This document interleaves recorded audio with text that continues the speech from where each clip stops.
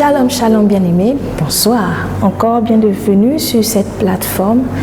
Nous voulons partager ensemble une petite exhortation pour nous booster. Nous sommes dans notre année de la foi. Notre année où nous voulons manifester notre assurance, confiance en ce Dieu-là qui ne trompe pas, en ce Dieu-là qui veille sur sa parole pour l'accomplir. Alors prenons un temps, juste quelques secondes, pour présenter ces moments entre les mains du Seigneur. Père, dans le nom puissant de Jésus, je te bénis et te rends grâce. Merci encore, Père, de nous avoir renouvelé le souffle de vie aujourd'hui. Merci encore pour les portes qui ont été ouvertes aujourd'hui pour tes enfants. Merci pour la grâce, merci pour la justice. Merci parce que c'est toi qui nous as gardés durant toute cette journée. Et depuis le début de l'année, Père, nous sommes reconnaissants. Tu dis que c'est le vivant qui te loue, c'est le vivant qui te célèbre. Et parce que tu nous accordes encore cette grâce d'être en vie, nous voulons le reconnaître et te donner la place que tu mérites, celle de recevoir notre reconnaissance ce matin. Et c'est avec joie, Seigneur, que nous acceptons encore ce pain de vie qui nous sera communiqué ce soir, oui, de la part de ton esprit, parce que, éternel Dieu de gloire, tout ce qui vient de ta parole est une parole certaine, est une vérité, Seigneur, éternel Dieu de gloire, et une lumière sur notre sentier. Et nous en avons besoin au quotidien en tant que tes enfants. Que la gloire et l'honneur te reviennent, que chacun d'entre nous soyons encore bénis, éternel Dieu de gloire, dans le nom puissant de Jésus. Amen, amen. Alléluia. Rapidement, je vais vous présenter le thème de cette exhortation. Dieu a un projet pour vous. Oui, Dieu a un projet pour vous. Dieu a un projet pour nous. Dieu a un projet pour toi. Dieu a un projet pour moi. Lisons ensemble la parole de Dieu dans le livre de Exode, chapitre 13, à partir du verset 17 à 21, mais on va d'abord s'arrêter au verset 18. Dieu a un projet pour nous et parfois nous semblons penser qu'il nous a abandonnés ou il nous a oubliés parce que parfois nous avons des attentes et un temps bien défini pour voir l'accomplissement du plan de Dieu dans nos vies. Lisons. Verset 17. Lorsque Pharaon laissa aller le peuple, Dieu ne le conduisit point par le chemin du pays des Philistins, quoique le plus proche. Car Dieu dit, le peuple pourrait se repentir en voyant la guerre et retourner en Égypte. Verset 18. Mais Dieu fit faire au peuple un détour par le chemin du désert, vers la mer Rouge. Les enfants d'Israël montèrent en armes hors du pays d'Égypte. Alléluia. Nous allons continuer et après revenir. Nous prenons rapidement le verset 20 directement. Ils partirent de Sukkot et ils campèrent à Étam, à l'extrémité du désert. Verset 21. L'Éternel alla devant eux le jour dans une colonne de nuée pour les guider et dans leur chemin, et la nuit dans une colonne de feu pour les éclairer afin qu'ils marchassent jour et nuit. Verset 22. La colonne de nuée ne se retirait point de devant le peuple pendant le jour, ni la colonne de feu pendant la nuit. Alléluia. Amen. Et donc, je disais que Dieu a un projet pour nous.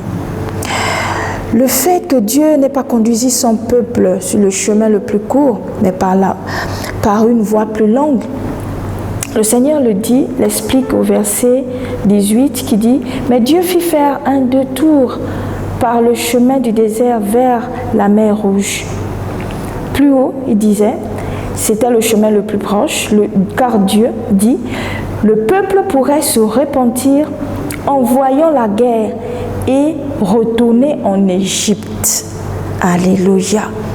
Donc le chemin le plus long a été bénéfique pour le peuple d'Israël. Parce que s'ils empruntaient le chemin le plus court, le Seigneur, connaissant toutes choses, omniscient, omnipotent, omniprésent, connaît ce qui est devant. Et donc du coup le Seigneur fait faire un détour au peuple d'Israël. Ce passage m'a impressionné. Et cela nous emmène parfois à réfléchir grandement. Lorsque parfois il m'est arrivé de nous poser les questions, pourquoi parfois il y a le découragement, parfois nous espérons en fait que telle chose s'accomplisse dans X temps, nous espérons nous marier à X âge, travailler à X âge, arriver à finir ce projet au bout d'1 an, de 2 ans, de 3 ans. C'est une bonne chose de programmer, c'est une bonne chose d'avoir un business plan, c'est une bonne chose. Mais le Seigneur, connaissant toutes choses, sait que parfois le chemin le plus court peut être le chemin le plus dangereux. Et là, nous voyons que l'objectif du Seigneur, ce n'est pas seulement de les emmener à Canaan, mais il se soucie du peuple d'Israël. Le Dieu qui a accompli des miracles en Égypte, le Dieu qui a accompli des merveilles en Égypte avec tous les signes qu'il a démontrés pour permettre au peuple d'Israël de sortir, c'est ce Dieu qui n'a pas voulu précipiter les choses pour le peuple d'Israël. Parce qu'il y a un temps aussi pour grandir, il y a un temps. Il y a un processus dans la croissance et le Seigneur a voulu prendre ce processus à profit pour le peuple d'Israël. Mais il arrive parfois de ne pas saisir ce processus de croissance, d'où l'attitude parfois qui nous mène à murmurer, à douter de nous, à douter du Seigneur. Or, le Seigneur, c'est ce Dieu-là qui ne nous abandonne pas. C'est vrai que dans le processus de croissance, les étapes peuvent être difficiles, l'attente peut être longue, il y a parfois l'ennemi qui se présente, et parfois nous demandons, est-ce que le Seigneur est présent? Mais le verset 22 me rassure en me disant, la colonne de nuée ne se retirait point de devant le peuple pendant le jour, ni la colonne de feu pendant la nuit. Donc au quotidien, le Seigneur était présent avec le peuple. Et nous savons, dans la marche du désert, tout ce que le peuple d'Israël a subi. Les guerres, les luttes, les combats, les serpents brûlants, la faim, la soif. Mais le Seigneur était présent. Le Seigneur n'a pas abandonné. Le temps n'est pas sa préoccupation, parfois.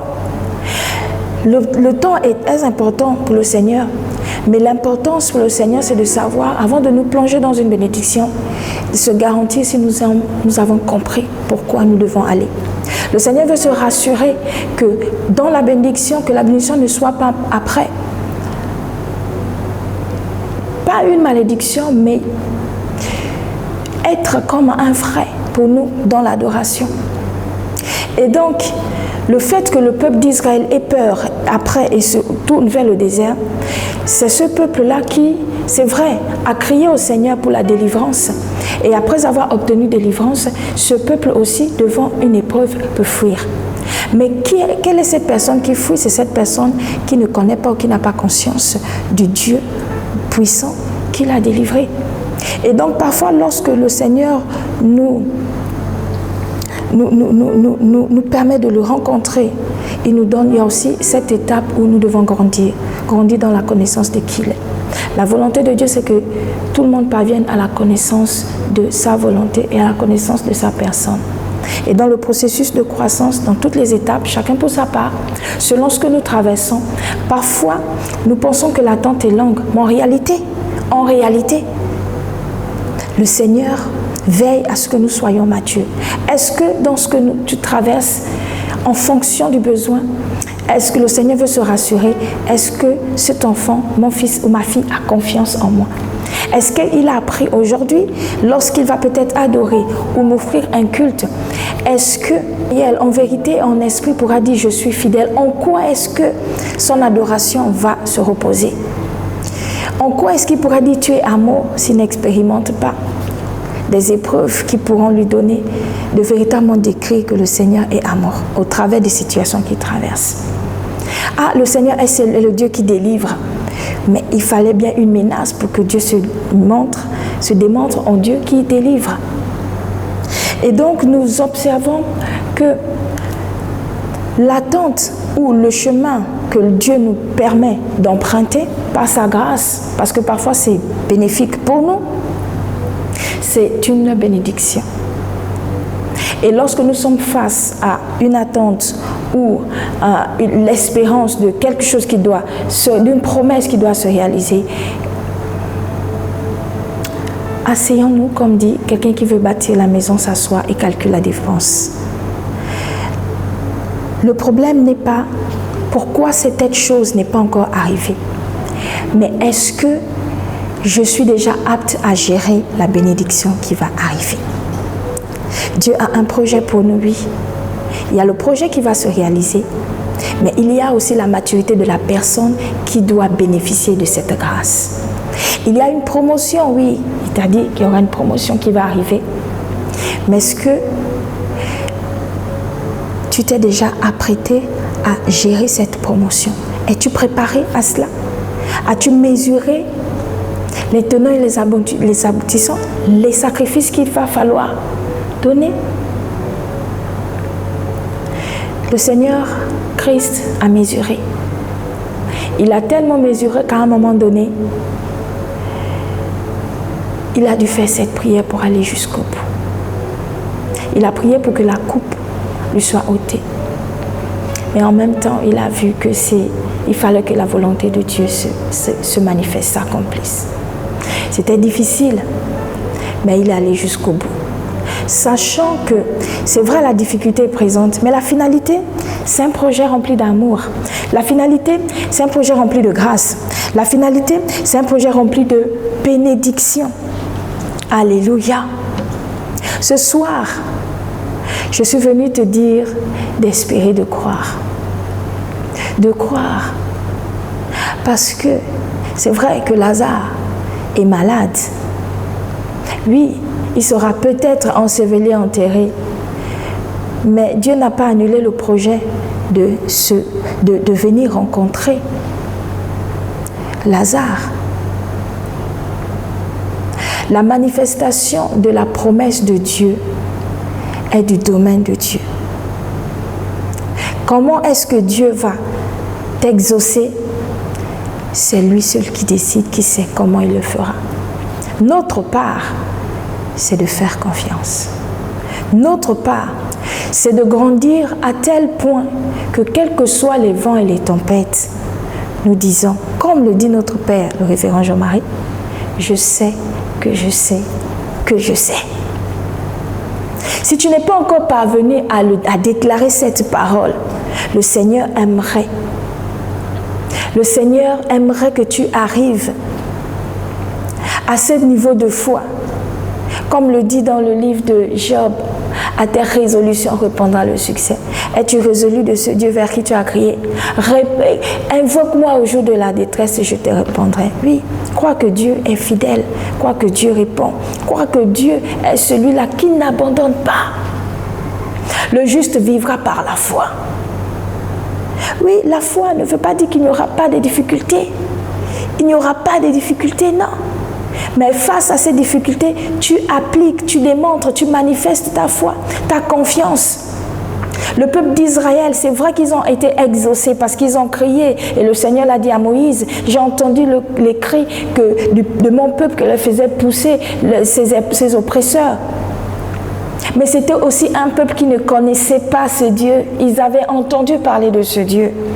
Tu as entendu parler de ce Dieu et par la conviction, l'aide du Saint-Esprit, tu t'es converti, tu as donné ta vie au Seigneur. Mais dans la marche de la foi, tout ce que nous traversons, Dieu veut nous emmener à le connaître à tous les niveaux. Il est celui qui guérit, donc il y aura une maladie. Il est celui qui relève, donc parfois tu es tombé. Il est celui qui garde dans la détresse, donc il y a eu sûrement le trouble. Il est le conseiller, il est l'ami fidèle lorsque tu as été rejeté, abandonné. Tout ce par quoi nous traversons, Dieu se manifeste parce qu'il est celui qui est. Il est je suis.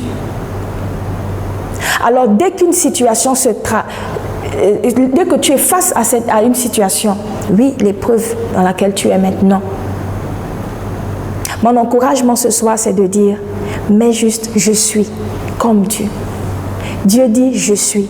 Et prends cette situation, tu verras que l'adjectif viendra après. Il est celui qui guérit. Il est le Père. Oui. Aujourd'hui, tu es devenu orphelin. Tu n'as plus d'emploi. Il est celui qui pourvoit à l'emploi. Il est celui qui embauche. Il est le Père des orphelins. Je suis, en fonction de la situation, le Père des orphelins, le mari des veuves. Il est le papa, celui qui marie, celui qui guérit en fonction de la situation.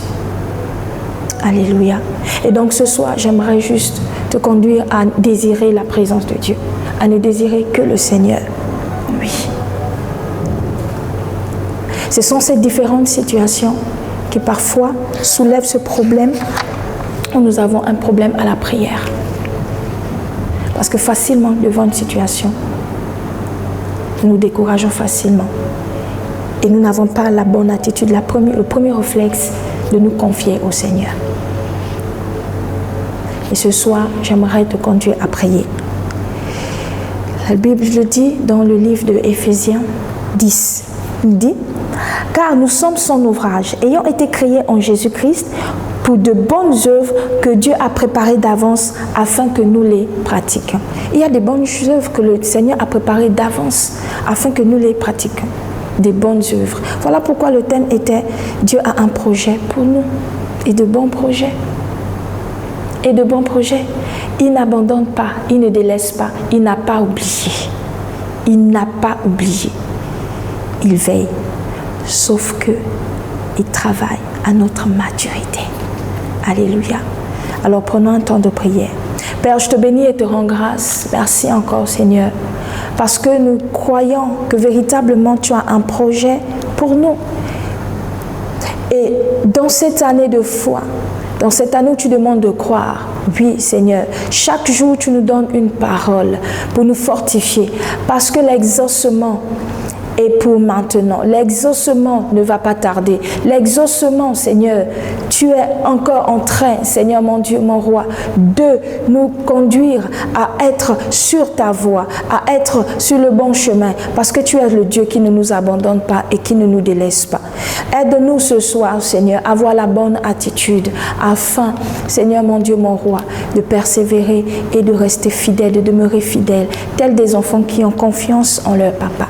Nous voulons te bénir et te rendre grâce. Dans le nom puissant de Jésus. Amen.